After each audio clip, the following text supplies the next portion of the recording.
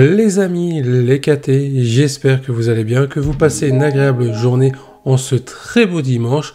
On se retrouve pour une nouvelle vidéo informative sur le manga Boruto True Blue Vortex, puisqu'on a eu de nouvelles informations sur le contenu du chapitre 8 qui sortira le 20 mars. Si vous souhaitez encore plus de détails, encore plus d'informations, je vous invite également à me rejoindre sur mon serveur Discord, le lien est dans la description. Mais en attendant, voyons déjà les informations que nous propose le V-Jump concernant le futur chapitre du manga Boruto True Blue Vortex. Voici ce que nous dit cette page promotionnelle sur le chapitre 8. Jura décide d'attaquer Konoha, Naruto sera-t-il absorbé? Vous l'aurez compris, ça ne sent pas bon du tout pour Naruto. Peut-être que dès le chapitre 8, on va assister à un nouveau tournant dans l'œuvre de Boruto, un événement marquant, pourquoi pas la mort de Naruto. En tout cas, Jura, il est déterminé à aller à sa rencontre. Jura, qu'on a découvert maintenant depuis quelques chapitres, on connaissait ses ambitions vis-à-vis de Naruto, notamment par rapport à sa cible, qui est donc Naruto, et on avait vu à la fin du chapitre 7 qu'il était déterminé pour aller à sa rencontre. Maintenant, le V-Jump nous dit que dans le chapitre 8, Jura va lancer l'assaut sur Konoha. Est-ce qu'il va parvenir à absorber Naruto? Donc, il y a des choses à dire par rapport à ça. Est-ce que Jura va réussir son objectif, c'est-à-dire neutraliser Naruto? Pour le coup, Naruto, il est déjà neutralisé à cause de Kawaki qu'il a envoyé dans cette dimension aux côtés d'Hinata. Donc là, clairement, Kawaki qui voulait protéger Naruto, il vient de livrer sur un plateau repas Naruto par rapport à Jura. Kawaki, en voulant protéger Naruto, l'a peut-être condamné. J'aimerais développer une théorie. Comme vous l'avez vu, la page promotionnelle nous dit que Jura va avoir l'objectif de s'en prendre à Naruto. Bon, en soi, on savait déjà, mais on nous rajoute que Jura aura visiblement l'objectif d'absorber Naruto.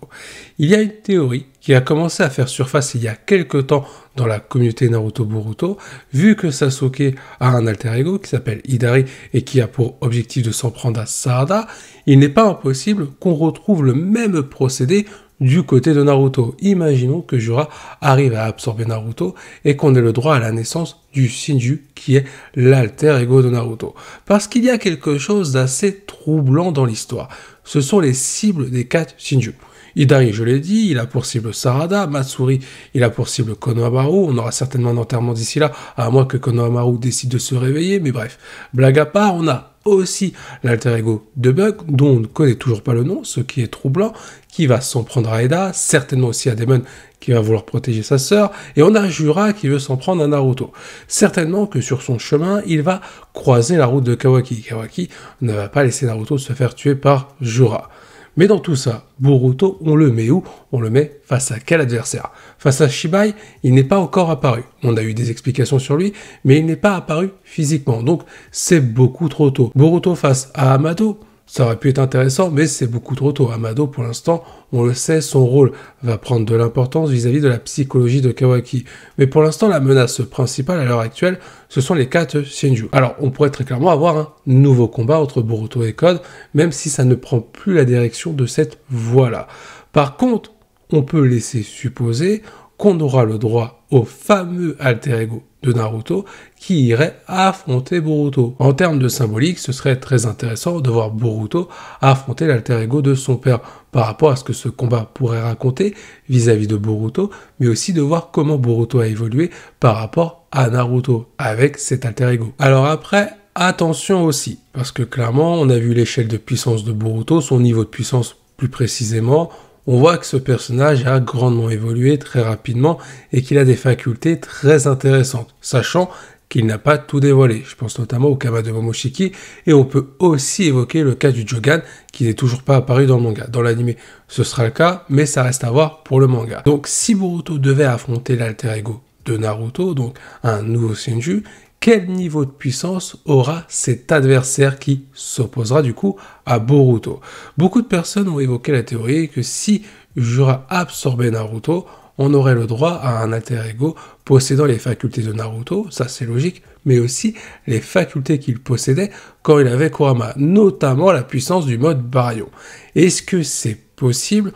Honnêtement, je n'y crois pas. Parce que tout simplement, si Jura absorbe Naruto à ce moment-là, donc dans les prochains chapitres, peut-être dès le chapitre 8, bah c'est un Naruto sans Kurama, qui n'a plus la puissance de Kurama et qui n'a plus le mode Baryon. Ça veut dire qu'on retrouvera un Naruto en alter ego, donc en version Shinju, avec la puissance de Naruto. Néanmoins, on peut rajouter les caractéristiques qui sont liées au Shinju, qui pourraient être aussi du côté de cette version de Naruto en version antagoniste pour l'opposition face à Boruto. Là, le combat peut être très intéressant, puisque la puissance qui serait donc du côté de l'alter ego de Naruto serait celle de Naruto combinée aux facultés des Shinju, comme je viens de l'évoquer. Maintenant, reste à savoir si Boruto devra utiliser le Kama pour réussir à vaincre cet adversaire. Ce scénario-là peut être aussi très intéressant. Alors d'un point de vue développement, je l'ai dit, Boruto face à l'alter ego de son père, ça peut raconter quelque chose émotionnellement par rapport à ce qu'a vécu Boruto aux côtés de sa famille, aux côtés de son père, mais aussi avoir un petit peu une preuve sur la puissance actuelle de Boruto par rapport à celle de Naruto, sans forcément qu'il y ait une confrontation directe entre Boruto et Naruto. Là, on passe par ce procédé de Shinju que pourrait affronter Boruto. De plus, on a aussi le point de vue qui peut se développer du côté d'Himawari. Le fait de voir l'alter ego de son père pourrait lui faire creuser encore plus des doutes concernant ce qui est arrivé à Naruto. Et là, ça pourrait clairement révéler ce qu'a fait Kawaki à l'égard de Naruto, mais aussi Hinata à la fin de la partie 1. Il est clair qu'en termes de développement, pour les différents personnages qui seraient proches de Naruto, que ce soit Kawaki, Boruto, Himawari et même encore d'autres personnages, il peut y avoir quelque chose de très intéressant.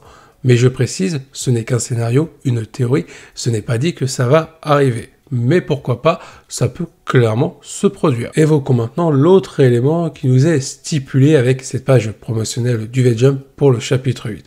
On l'a vu, Jura veut s'en prendre à Naruto, très bien.